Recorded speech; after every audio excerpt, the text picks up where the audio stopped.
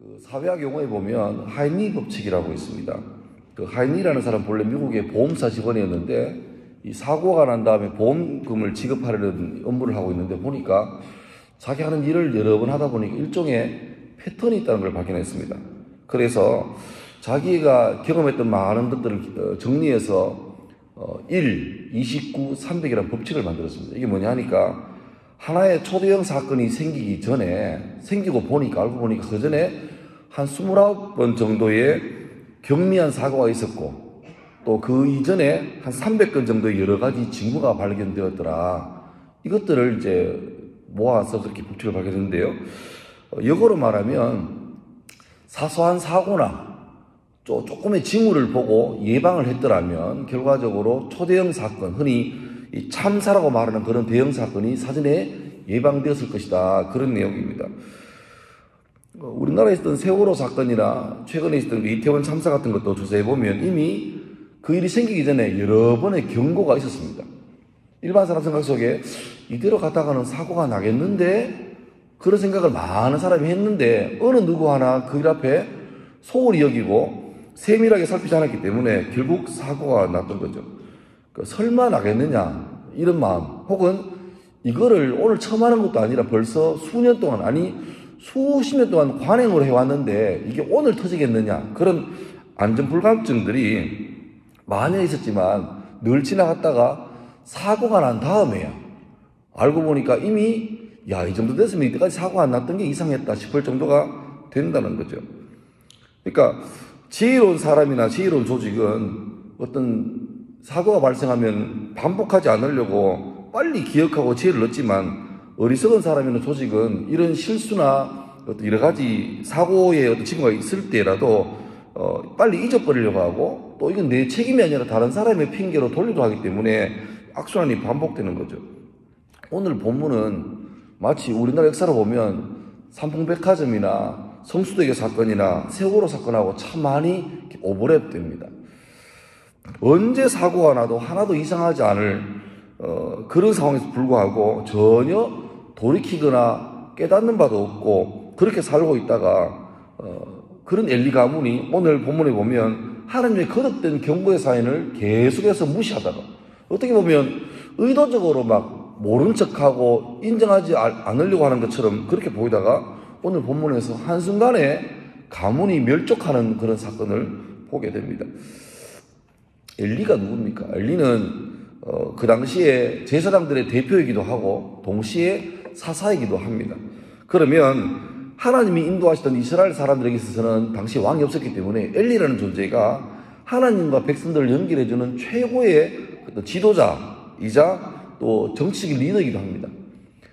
이 귀한 사람에게 이 귀한 일을 감당해야 했기 때문에 이스라엘 민족은 엘리에게 그가 다른 걱정 없이, 먹고 살 걱정 없이 편안히 이 일을 감당할 수 있도록 모든 것들을 배려해 줬죠. 소위 말하는 특권을 주었습니다.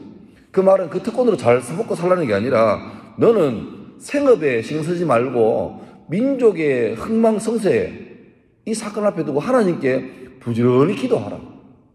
기도하기를 쉬운 죄를 범치 말라. 그래서 다른 모든 것들은 다 제해주고 오직 영적인 일 앞에 몰두하도록 엘리를 세워주신 거죠.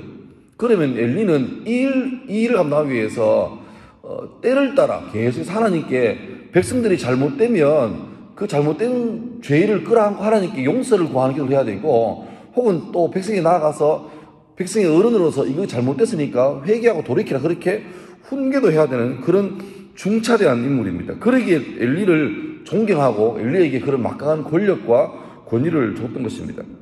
그러나 엘리는 이미 삶의 여러 부분에서 위험 신호가 감지되었습니다.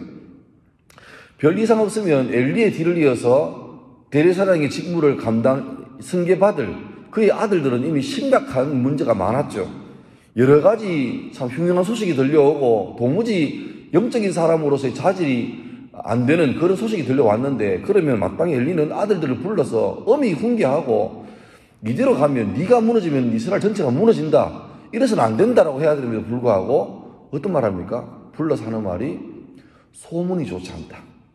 얘들아 적당히 좀 하고 좀 걸리지 말고 빨리빨리 좀 이 사건이 소문 안 도록 잘 묻어라, 이렇게 말하는 것을 볼 수 있습니다. 다시 말하면 벌써 이때부터 엘리는 우리의 마음과 중심을 불꽃 같은 눈으로 바라보신 하나님의 평가가 두려운 게 아니라 세간의 평가, 다시 말하면 여론을 훨씬 더 두려워한 사람이 되고 말았던 것입니다. 오늘 본문에서 엘리는 무려 98세라는 아주 노령의 사람입니다. 장구한 세월을 보내면서 이제 인생을 바라보는 해안이 생길 거고, 그러면 지혜로운 사람이 되어서 육체가 날로 후퇴할수록 영적인 사람은 점점 더 강건해져서 아주 민감한 사람이 되어야 됨에도 불구하고 그 오랜 세월 동안에 점점 육신이 후퇴할 뿐만 아니라 그의 영적인 눈도 점점 더 희미해지고 혼탁해져서 그의 영적인 민감성은 육신의 눈과 더불어서 영적인 소경이 되고 마는 게 오늘 본문의 내용입니다. 이미 영적인 주도권은 어제 본 것처럼 사무엘에게 다 넘어가 버렸습니다. 하나님께서 어린 사무엘을 불러서 몇 번이나 불렀는데 사무엘이 하나님인지 모르고 엘리에게로 가죠. 불렀습니까? 아니다. 불렀습니까? 아니다. 그제서야 엘리가 이걸 알고 혹시 다시 부르시거든 주여 말씀하시옵소서라고 말해라. 근데 그 일이 벌어졌고 엘리가 부르죠. 여러분 보세요.